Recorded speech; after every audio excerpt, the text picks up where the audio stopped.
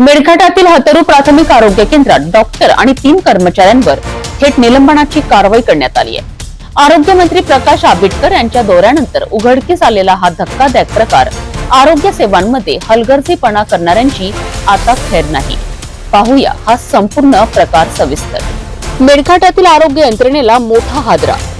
हतरू प्राथमिक आरोग्य केंद्रात डॉक्टरसह 3 कर्मचारी आठवड्यातून फक्त एकदाच हजेरी लावत असल्याची धक्कादायक बाब समोर आली आहे। आरोग्य मंत्री प्रकाश आंबेडकर यांनी स्वतः या रुग्णालयाला अचानक भेट दिली असता आरोग्य व्यवस्थेतील हलगर्जीपणाचा पर्दाफाश झालाय। रुग्णालयात आवश्यक वैद्यकीय सेवा पुरवल्या जात नसल्याचे उघडकीस आले आहे आणि यामुळे रुग्णांचे आरोग्य धोक्यात येत असल्याची गंभीर बाब समोर आली आहे। कामचुकारपणा करणाऱ्या डॉक्टरांसह 4 कर्मचाऱ्यांवर थेट निलंबनाची कारवाई करण्यात आली आहे। आरोग्य मंत्र्यांनी मुख्य कार्यकारी अधिकाऱ्यांना तात्काळ कारवाईचे आदेश दिले आहेत।